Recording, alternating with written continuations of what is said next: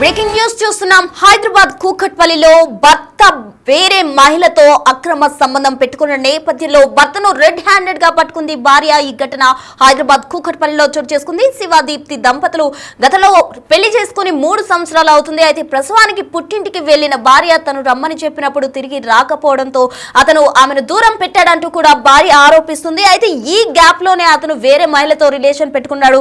ఇంట్లోనే ప్రియురాలితో భర్త ఉండిన సమయంలో అయితే భార్య రెడ్ హ్యాండెడ్ గా పట్టుకునేందుకు సాహసించిందని చెప్పుకోవచ్చు. మొత్తంగా భార్యకు భర్త దూరంగా ఉంటున్నాడు. అయితే వాళ్ళకి ముందు నుంచే ఎఫ్ఐఆర్ ఉంది, అందుకే ఆమెను దూరం పెట్టాడంటూ కూడా ప్రధానంగా భార్య ఆరోపిస్తుంది. అయితే సాఫ్ట్వేర్ ఉద్యోగం చేస్తున్నాడు శివ, భార్య కూడా మంచి జాబ్ చేస్తుంది. అయితే మంచి హై ప్రొఫైల్ ఫ్యామిలీ వీళ్ళది. కానీ ప్రియురాలితో భర్త ఇంట్లో రెడ్ హ్యాండెడ్ గా దొరకడంతో ఇది ఒక వివాదంగా మారిందని చెప్పుకోవచ్చు. అయితే ప్రియురాలితో భర్తను రెడ్ హ్యాండెడ్ గా పట్టుకుంది భార్య. ఈ ఘటన హైదరాబాద్ కూకట్పల్లిలో చోటు చేసుకుందని చెప్పుకోవచ్చు. శివ దీప్తికి 5 ఏళ్ల కిందట వివాహం జరిగింది.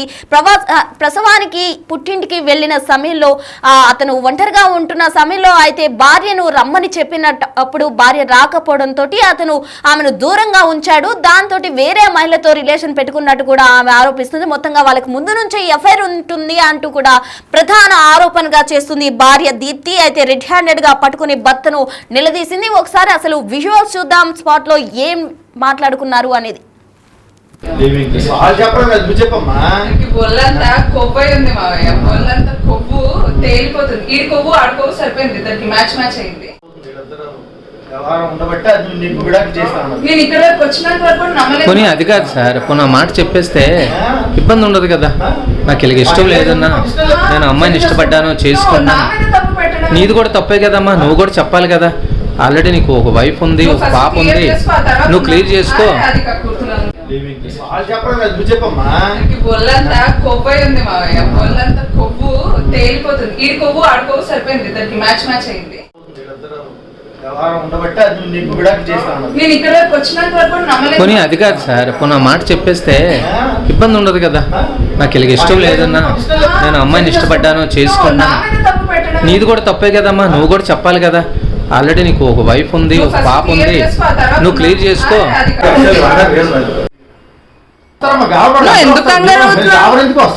నీ వాళ్ళేంటి, నీ వాళ్ళేగా. ఇంకా నేను వాళ్ళ వైఫ్ సార్. ఏంటి ఇంట్లో పెళ్లి చేసుకో శివాజీ వస్తాడని ఏంటి? అది ఎప్పుడు ఖాళీగా దొరుకుతాడని చూసింది. నేను ఇంకా కూతురు కానీ అమ్మాయిల ఇంట్లో ఉన్నాను కదా, అమ్మయ్య దొరికాడరా బాబు. చిన్నకేమో ఇద్దరికి విడాకులు చేస్తాను. దానికి ముందు తెలుసాను.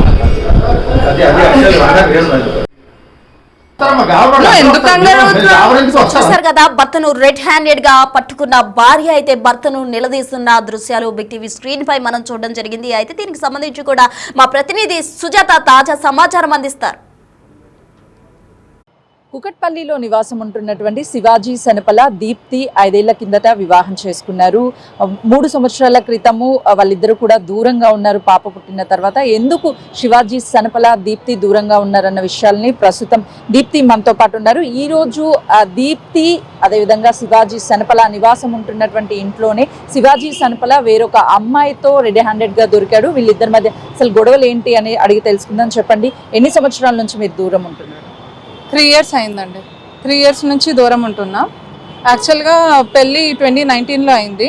పెళ్ళైన తర్వాత నేను 2021లో కన్సీవ్ అయ్యానండి. కన్సీవ్ అయిన తర్వాత శ్రీమంతం చేశారు. శ్రీమంతం చేసి మా అమ్మ నన్ను తీసుకెళ్లారండి ఇంటికి. ఆ తర్వాత పాప 2022లో పుట్టింది. పుట్టిన తర్వాత ఇంకా మా ఆయన 1 monthలోనే రమ్మన్నారండి. నాకు కొంచెం హెల్త్ పరంగా బాగాలేకపోవడం వల్ల నేను ఒక 6 months ఆగి వస్తాను అని చెప్పానండి. దానికి అతను చాలా ఇన్సల్ట్ కూడా చేశారు. ఆ తర్వాత 5th monthలో మా మమ్మీ డాడీ కూడా వెళ్ళి ఆయనని ఎప్పుడు తీసుకెళ్తావు బాబు, ఎప్పుడు అన్నప్రసన్న చేపిస్తావు పాపకి అవి అడగడం జరిగింది. అయితే ఆయన ఎడాపడా ఇన్సల్ట్ చేసి ఆయన్ని పంపించేసి మీరు ఇంటి నుంచి వెళ్ళిపోండి అని చెప్పారు. ఆ తర్వాత ఎన్నోసార్లు మేము కాంటాక్ట్ అవ్వడానికి ట్రై చేసామండి. సో రీజన్ అనేది ఏం లేదు, నేను ఆయన చెప్పిన టైంకి రాలేదు అనే రీజన్తోనే అతను నన్ను తీసుకెళ్లేదు. పాపని చూడడానికి ఎప్పుడైనా వస్తూ ఉండేవాడు? అసలు పాప ఎలా ఉంది ఏంటి అని మాట్లాడేవాడు? ఎప్పుడు మాటలు లేవండి. నేనే కాల్ చేయాలి, నేను కాల్ చేసిన ఆయన ఎత్తేవారు కాదండి సమంగా. అప్పుడప్పుడు ఎత్తి ఇంకా ఇన్నాళ్ళు లేనిది ఇప్పుడు ఇంకెందుకు అన్నట్టు మాట్లాడేవారండి. నేను చాలా ట్రై చేశాను ఆయన ఇచ్చేయడానికి. సో అలానే ఈరోజు కూడా నేను అసలు రీజన్ ఏంటి ఆయనతో మా ఇంటికి వెళ్ళి మాట్లాడదామని నేను మా మమ్మీ డాడీ వాళ్ళ ఇంటి నుంచి మా ఇంటికి వచ్చానండి. వచ్చి చూస్తే ఆయనేమో ఇంకొక ఆమెతో పడుకొని ఉన్నారండి. సో అదేనండి. అంటే మీకు గతంలో ఏమన్నా అనుమానం ఉండేదా మీ భర్త మీద? ఎవరితోనైనా కాల్స్ మాట్లాడడం, మెసేజెస్ చేయడం ఇవన్నీ? అంటే ఒక ఆమె నుంచి కంటిన్యూస్గా మెసేజెస్ వచ్చాయండి, సుష్మా అని. తను వాళ్ళ క్లాస్మేట్ అంట. సో తన నుంచి మెసేజ్ వస్తే నేను అడిగానండి. అడిగితే నా తరపు నుంచి ఏం లేదు, ఆమె సైడ్ నుంచి వన్ సైడ్ మెసేజెస్ అని చెప్పారండి. అంతేగాని ఆ తర్వాత అతను బ్లాక్ చేసేసారండి. సో నేను రెగ్యులర్గా చూసేదాన్ని, బట్ ఎప్పుడు నాకు తన నుంచి మెసేజెస్ రాలేదు. ఇంకా మేబీ నేను దీని నుంచి అంటే మా పాపతో మా అమ్మ నాన్నతో ఉండడం వల్ల ఆ టైంలో వీళ్ళు కాంటాక్ట్లో మళ్ళీ వచ్చినట్టు ఉన్నారండి. సో ఇప్పుడు తను 2 yearsగా మా ఇంట్లో ఉంటుందండి. 2-3 yearsగా మా ఇంట్లోనే మా హస్బెండ్తో పాటు ఉంటుంది.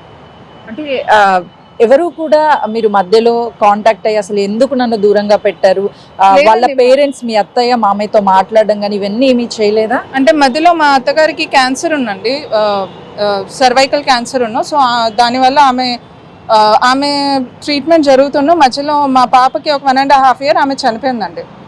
ఆ తర్వాత ఇంకా మా మామయ్య గారు మా మమ్మీ డాడీ అందరు కూడా ట్రై చేశారండి రెగ్యులర్గా కాంటాక్ట్ అవ్వడానికి. వాళ్ళ సైడ్ రిలేటివ్స్ నుంచి కూడా ట్రై చేశాము, బట్ ఈయన అసలు ఒప్పుకునేవారు కాదండి. ఏమంటే ఇది ఒకటే రీజన్ చెప్పేవాళ్ళు, మా అమ్మ ఉన్నప్పుడు రాలేదు ఇప్పుడు ఎందుకు అని.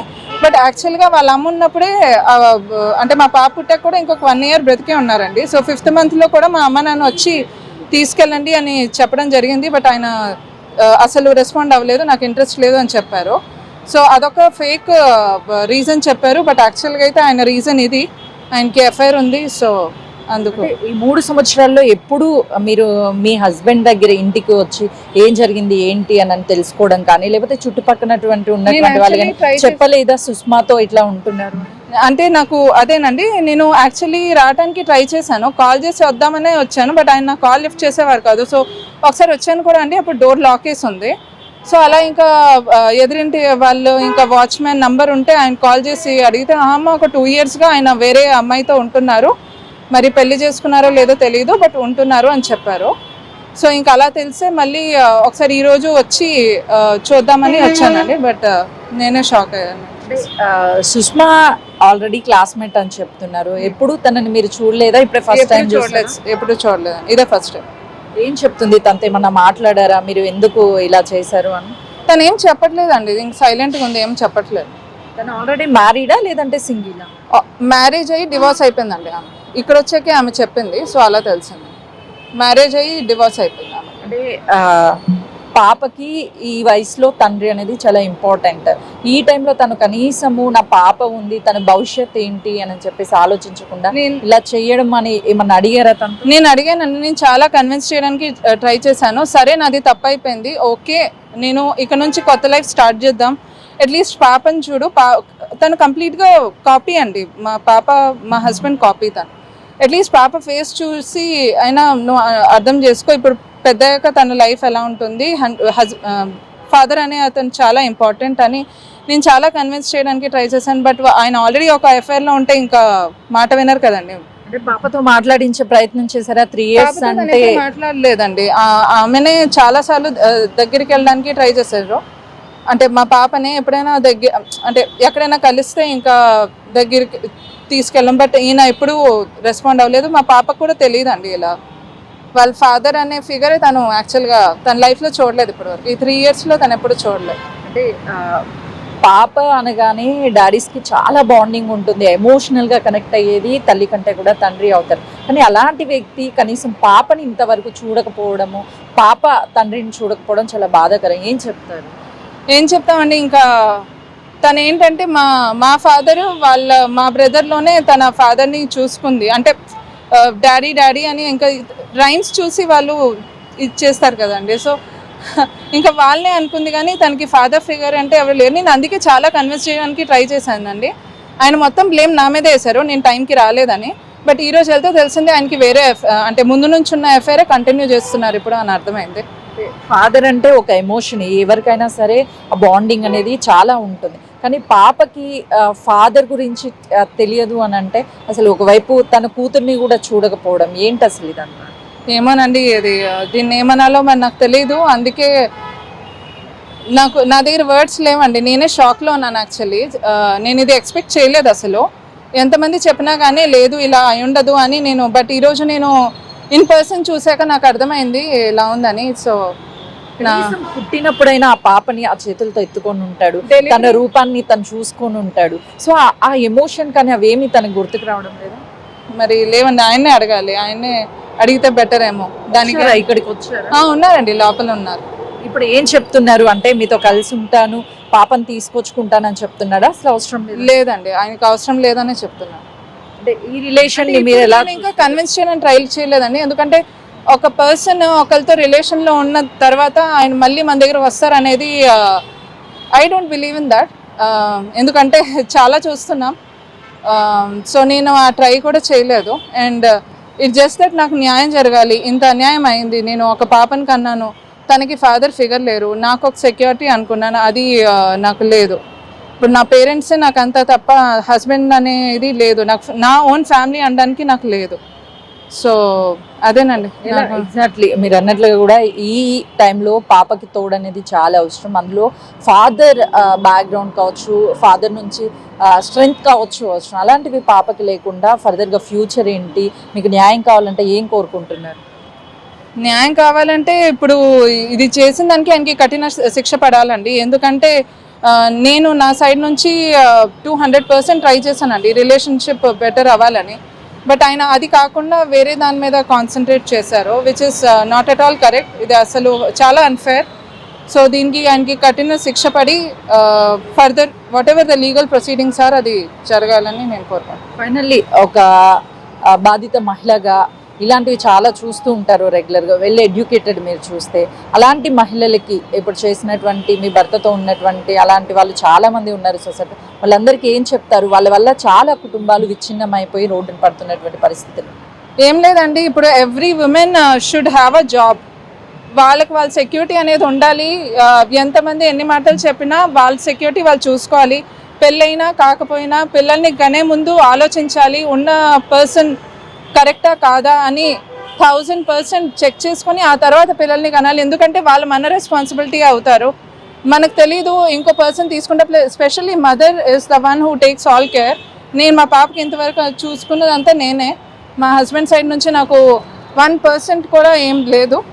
సో నేను అనేది ఏంటంటే, మీరు నిజంగా పిల్లల్ని కనాలి అనుకుంటే వాళ్ళిద్దరు పేరెంట్స్ ఉండేటట్టు చూసుకోండి, వాళ్ళిద్దరూ సంస్కారం అన్నీ కరెక్ట్గా ఉన్నట్టు చూసుకోండి. Be careful, be aware. భర్త 3 సంవత్సరాల నుంచి దూరంగా ఉండి కనీసము కూతుర్ని చూసుకోవడానికి తండ్రి అయినటువంటి శివ అక్కడికి రాలేదు. పాపను చూపించే ప్రయత్నం చేశాను, కానీ ఎప్పుడు చూడడానికి తల్లిని ఇష్టపడలేదు. ఏ మహిళకు కూడా ఇలాంటి అన్యాయం జరగవద్దు. చాలా వరకు నేను తనతో కలిసి ఉండడానికి ప్రయత్నాలు చేస్తూ తనతో మాట్లాడడానికి కూడా ట్రై చేస్తున్నా, కానీ తను నాకు వద్దు అని ఒక చిన్న రీజను, డెలివరీ కోసం ఇంటికి వెళ్ళాను, 6 months తర్వాత వస్తాను అని చెప్పాను. కానీ అప్పటి వరకు రాకపోవడంతోనే ఇదంతా కూడా నా వైపు తప్పు చూపించే ప్రయత్నం చేసి వేరే మహిళతో, తన క్లాస్మేట్ అయినటువంటి అమ్మాయితో రిలేషన్ ఉన్నాడు, మాకు న్యాయం జరగాలి, మరొక మహిళకి ఇలాంటి అన్యాయం జరగవద్దు అని చెప్పేసి దీప్తి కోరుకుంటుంది. ఒళ్ళంతా కొవ్వు ఉంది మావయ్య, ఒళ్ళంతా కొవ్వు తేలిపోతుంది. ఈ కొవ్వు ఆడ కొవ్వు సరిపోయింది, ఇద్దరికి మ్యాచ్ అయింది. నేను ఇక్కడ వరకు వచ్చినంత వరకు నమ్మలేదు. పోనీ అది కాదు సార్, పోనీ ఆ మాట చెప్పేస్తే ఇబ్బంది ఉండదు కదా. నాకు ఇలాగ ఇష్టం లేదన్నా, నేను అమ్మాయిని ఇష్టపడ్డాను, చేసుకున్నాను. నీది కూడా తప్పే కదమ్మా, నువ్వు కూడా చెప్పాలి కదా. ఆల్రెడీ నీకు ఒక వైఫ్ ఉంది, ఒక పాప ఉంది, నువ్వు క్లియర్ చేసుకో. ఒళ్ళంతా కొవ్వు ఉంది మావయ్య, ఒళ్ళంతా కొవ్వు తేలిపోతుంది.